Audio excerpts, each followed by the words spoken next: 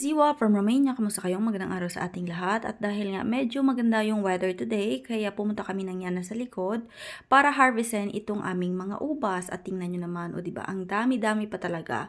Last time, nung pumunta dito yung aking kaibigan, sinabi ko sa kanya na kumuha siya ng marami kasi hindi naman namin mauubos lahat ng ito. Kita pala ng Yana yung kanyang duck na nilagay ko dito sa maitaas ng aming ubasan, kaya ibinigay ko sa kanya at gusto niyang paglaruan. At nagsimula na rin ako diyang mag-harvest. Yung iba naming ubas is hindi pa talaga siya totally nga luto. So, ginpili ko lang yung gagamitin ko para sa aking gagawin na jam or dulchatsa yung tawag dito. Sabihan ko rin yung mga kaibigan at kapamilya namin dito na lokal na kung gusto nila ng ubas, pumunta lang sila dito sa aming bahay para sila yung mag-harvest.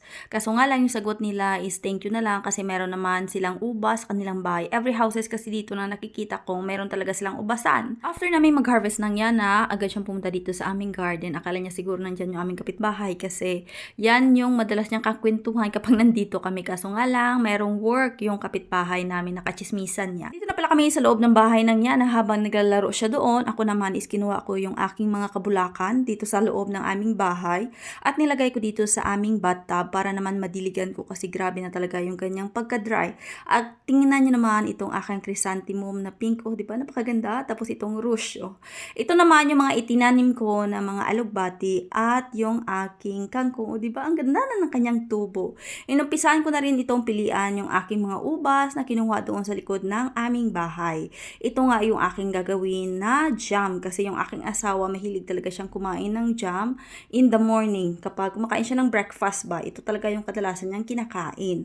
Trabaho nga lang yung paggawa ng jam pero at least diba ikaw yung gumawa at hindi mo na kailangan pang bumili sa may store kasi nga medyo may kamahalan na rin.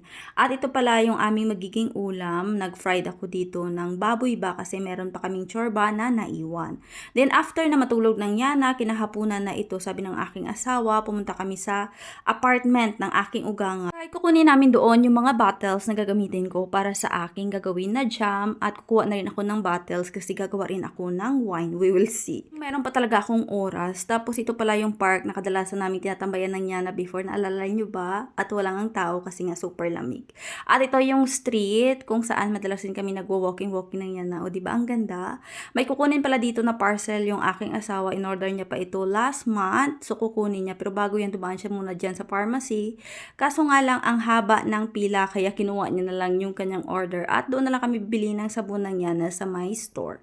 Nandito na kami sa may bahay at bumili pala ng panyapon ang akon nga bana. This is kebab para rin siyang katulad ng shawarma.